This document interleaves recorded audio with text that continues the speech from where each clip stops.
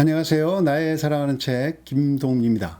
C.S. 루이스의 네 가지 사랑 두 번째 시간인 오늘은 책의 3장인 애정을 중심으로 이야기하겠습니다. 애정은 줄여 말한다면 익숙함과 닮았습니다. 딸은 자라서 아버지와 닮은 남편과 결혼하고 아들은 자라서 어머니와 닮은 아내를 만난다는 이야기가 있습니다. 그 이유는 부모님의 성격이나 품성이 좋기 때문이 아니라 그런 아버지와 어머니가 자식들에게는 익숙해졌기 때문이라는 해석입니다. 자기가 늘 봐왔던 어머니 아버지와 비슷한 짝을 만나면 뭔가 몸에 잘 맞고 편한 옷을 입었을 때처럼 편해지는 느낌을 갖게 된다는 것입니다. C.S. 루이스가 말하는 네 가지 사랑 가운데 애정은 이런 익숙함과 가장 닮았습니다. 애정에도 나름의 기준이 있습니다. 애정의 대상은 반드시 친숙한 것이어야 합니다. 애정의 표현으로 오래된이라는 말을 사용한다는 점도 의미심장합니다. 자연적 사랑 중에서 애정이 가장 보편적이고 가장 덜 까다로우며 가장 폭이 넓은 사랑입니다. 애정은 가장 수수한 사랑입니다. 애정은 전혀 의식되지 않습니다. 애정은 우리의 삶에 살금살금 기어들어와 서서히 퍼집니다. 그러고는 수수하고 편한 옷들, 온갖 개인적인 것들과 더불어 삽니다. 부드러운 실내화, 낡은 옷가지, 오래된 농담, 부엌 바닥에서 졸고 있던 개의 꼬리를 밟는 일, 재봉틀 소리, 잔디밭에 뒹굴고 있는 도깨비 인형 따위와 말입니다. C.S. 루이스가 말하는 애정의 탁월성은 정말 어울리지 않는 사람들끼리 어울리게 한다는 점입니다. 보통 친구나 연인은 어떤 이유 때문에 상대를 좋아하게 됩니다.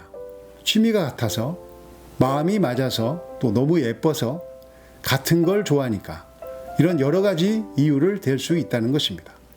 그런데 이 애정은 정말 서로 맞는 것이 하나도 없는데도 어울리게 된다는 것입니다. 처음에는 어떤 사람에 대해 그가 내 스타일은 아니지만 그래도 나름대로 좋은 사람이야 라고 진심으로 말하게 되는 그때는 실로 해방의 순간입니다. 그걸 해방의 순간이라고는 느끼지 못하겠지만 말입니다. 그저 마음 한번 넓게 먹었을 뿐이라고 느낄 것입니다. 그러나 실제로는 어떤 경계를 건넌 것입니다. 애정은 매력 없는 대상도 사랑할 수 있습니다. 하나님은 사랑스럽지 못한 것도 사랑합니다.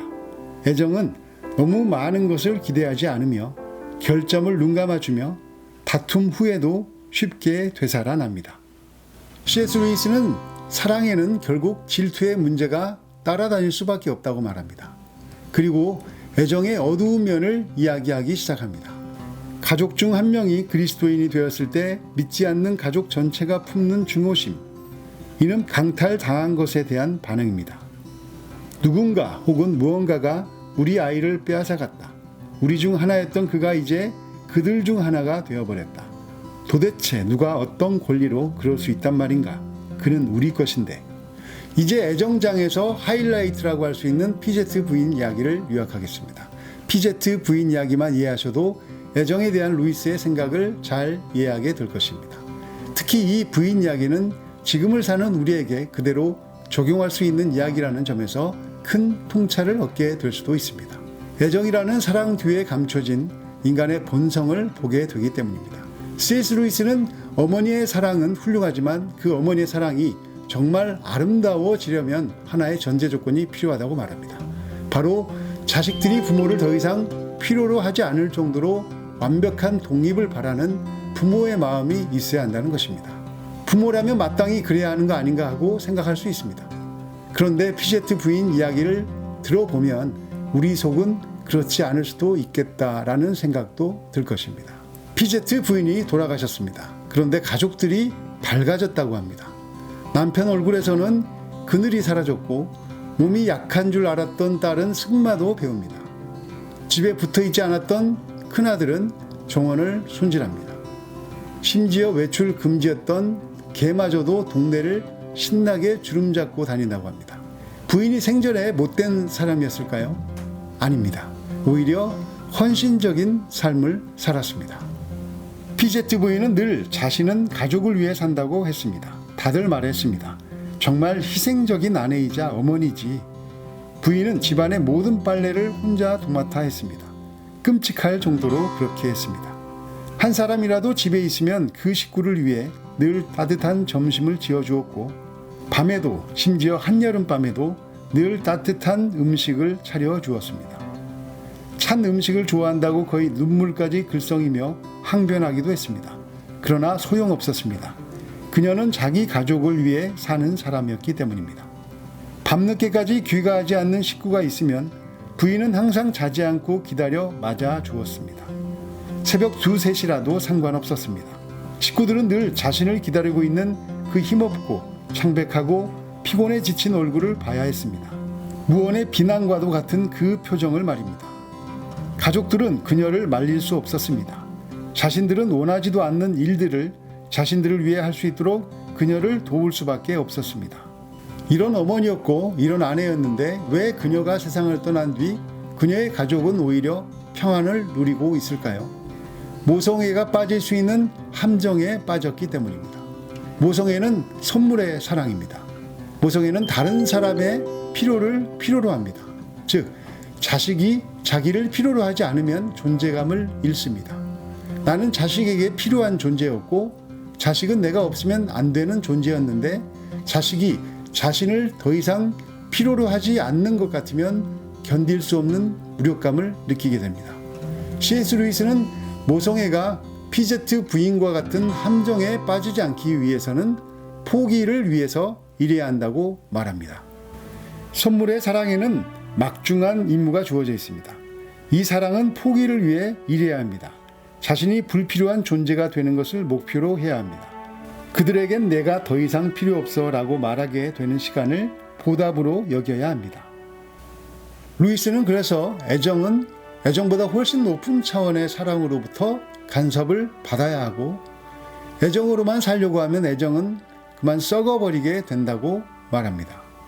그녀가 그런 일들을 계속했던 것은 만일 그만둔다면 자신이 결코 보고 싶지 않을 어떤 진실과 대면할 수밖에 없었기 때문입니다. 바로 자신이 가족들에게 필요한 존재가 아니라는 진실입니다. 이것이 첫 번째 동기입니다.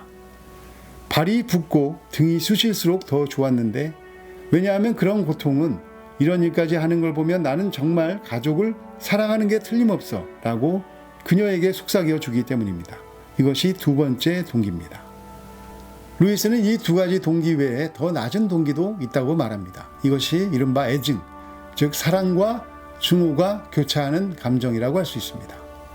제발 빨랫감을 세탁소에 맡기라고 간청하는 가족들의 그런 감사할 줄 모르는 태도와 지독히 상처를 주는 모든 말, 피제트 부인에게 상처 주는 모든 것들은 자신이 혹사당하고 있다는 느낌을 갖게 해주었고 따라서 그녀가 늘 불만을 품을 수 있게 붕괴의 쾌감을 누릴 수 있게 해주었습니다.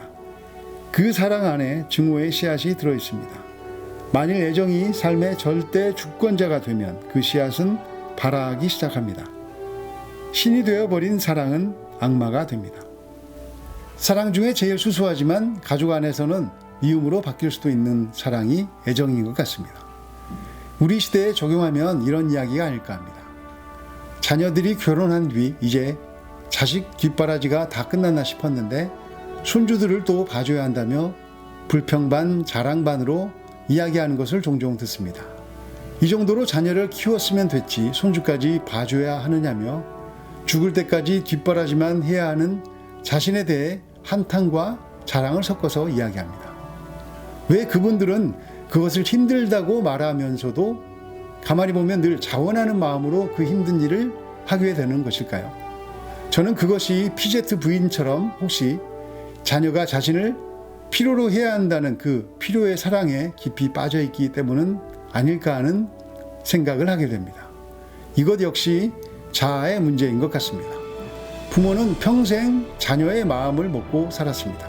자녀의 마음에는 부모가 있어야 했습니다. 그런데 만일 부모 마음에 하나님이 채워져 있었다면 부모 마음은 자식으로 꽉 들어차지는 않았을 것 같습니다.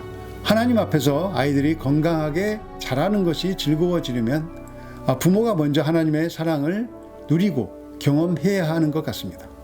그렇지 않다면 하나님을 좋아하는 아이를 보고 부모는 하나님에게 자식을 빼앗기는 박탈의 기분까지 느낄 수도 있을 것입니다.